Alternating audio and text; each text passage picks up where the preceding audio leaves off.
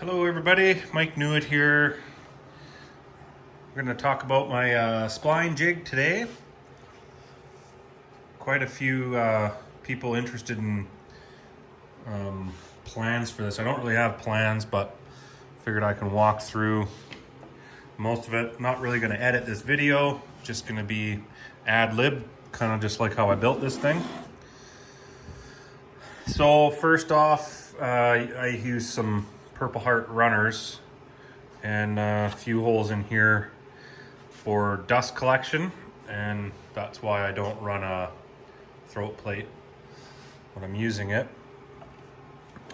And it just collects down and through there. So we'll start off by doing a few measurements here. And just get this thing set. So from front to back, 20 inches,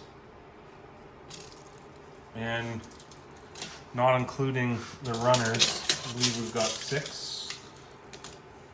about 6 1/8 here, or here. And width, this way, yeah, call it 18 5/8. Not a critical measurement by any means. You can go wider, you can go narrower, doesn't really matter. It's all MDF, aside from the Purple Heart. I had some 1.5 inch MDF kicking around. That's why I used it. And if you want to copy it, you could always do 2 sheets of 3/4 together. And these guys are, say they're an 8-inch face, so 8 inches of face here on both of them. Let's see it there. Say that 8 inches this way. And then I picked up these rails, or this T-track. It's available all over the place, Amazon. I'm sure Rockler, all that stuff. This stuff's from Lee Valley. Same with the knobs and the bolts. These guys. And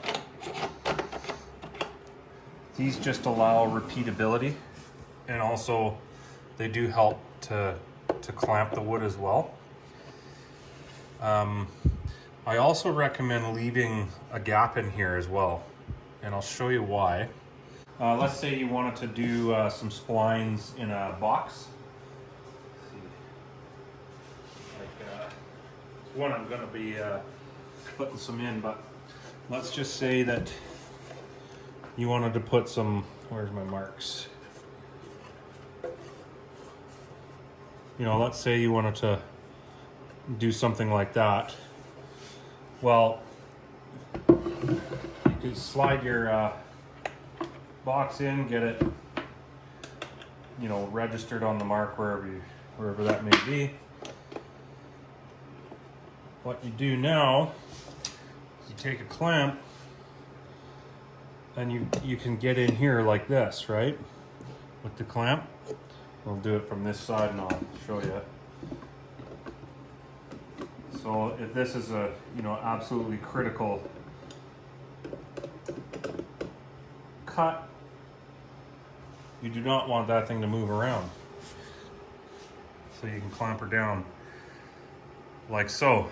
And then when you flip it this way to do the spline on this side, you would now be clamping from this way opposite, if you follow that. So a couple other little tips. If you're making a similar piece like this, make sure that it is wider than whatever knob you put on there. Dust collection happens right in there. This is where a lot of the dust collects, is down in there. I also did have this in mind, another little tip. I was going to make this reversible it this way and have two handles on it because my miter slots are off. They're not the same apart here. So I could do like a, if you look at where it's going to hit, it's going to hit quite a bit off center from here. So I would be able to do a 45 on the same jig. And they have kind of a neat look to them as well. So that's another use, but again, I just haven't gotten around to doing it. And this piece here, I have no idea why I even put that on. It's got nothing to do with anything, in case anyone's wondering. It's just like, probably just, yeah. I cut a little relief in these blocks here, so they're not right in the corner of that 45. And yeah, I hope to have this thing for many years.